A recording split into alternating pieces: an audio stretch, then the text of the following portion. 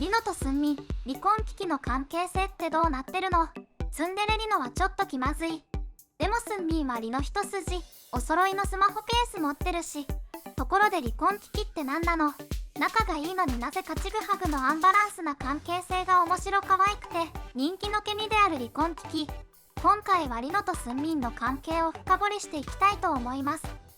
2人の関係のお話に入る前に、まずはストレイキッズのメインダンサーでビジュアル担当のリノからおさらい。時に思わぬ行動をとる不思議キャラで4次元担当、そしてとにかく大の猫とプリン好き。過去に BTS のバックダンサーを務めた経歴を持ち、踊る宝石と呼ばれるスキズのダンサー。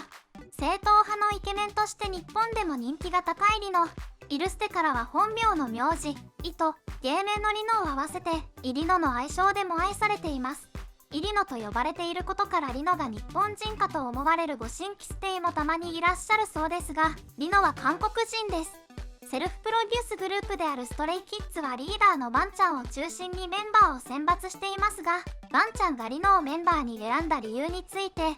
リノは僕たちの中で一番練習生期間が短いです。でもリノのダンスの実力やダンスに対する情熱に惹かれて、チームでダンスを引っ張ってくれたらいいなと思いリノと一緒にやりたいなと思いました。と3年前の J.Y. パークと共に挑んだインタビューで語っていました。リノと初対面した時の印象についてメンバーは、きれいめの格好をしていたのでボーカル担当だと思い込んでいたらダンスで驚かされた。顔立ちが整っているイケメンやな。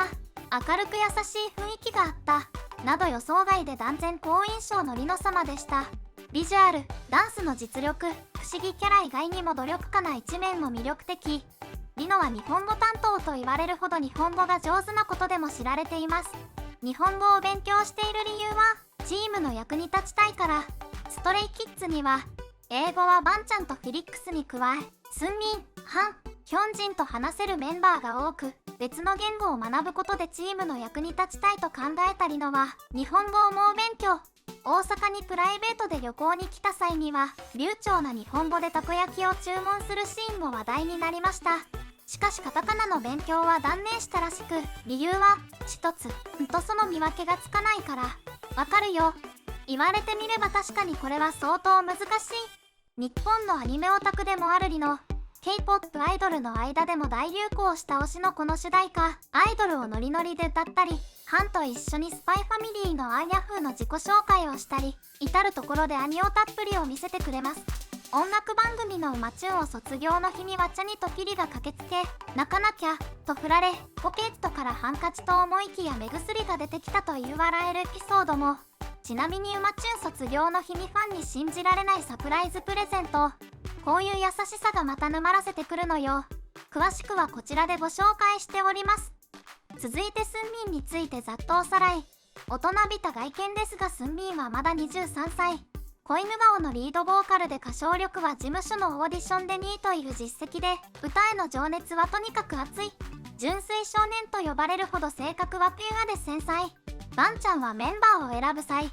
誠実で周囲を思いやる態度が魅力的だった。 JYP のオーディションの準備期、スンミンだけがメンバーのところにご飯を美味しく召し上がってくださいと挨拶に来てくれたことが好印象だったと語っていました。そんな挨拶にはいられない優しいスンミンだからこそ、メンバーもスンミンを溺愛。ヒョンジンに至っては顔面にキュウリを投げつけられて、キュウリモンスターにされてもご機嫌です。ここでスンミンの優しさが光る有名な事件をご紹介。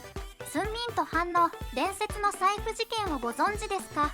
スンミンとハンは同じ2000年生まれのメンバーで、ステイからはマーガリンズというケミ名で愛されています。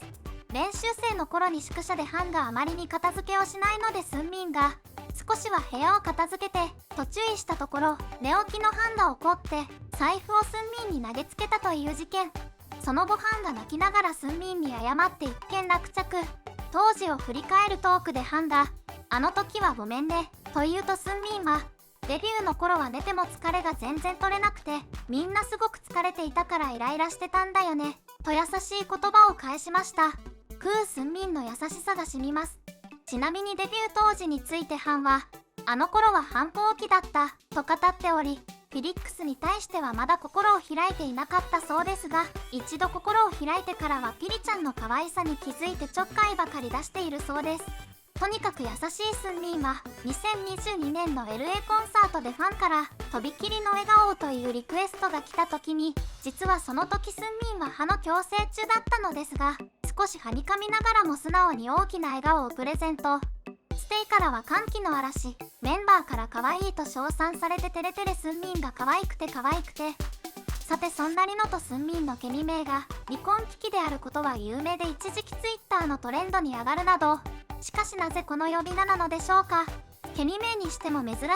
アイドル同士で離婚危機ってどういうこと。ケミ名の由来はスキズの独自コンテンツでメンバーが家族コントを繰り広げるという企画から誕生しました。その時リノとスンミンは新婚夫婦を演じたのですが、新婚感がまるでなく微妙な距離感がステイのツボに入ったのがきっかけで、離婚危機と言われるようになったのが始まりです。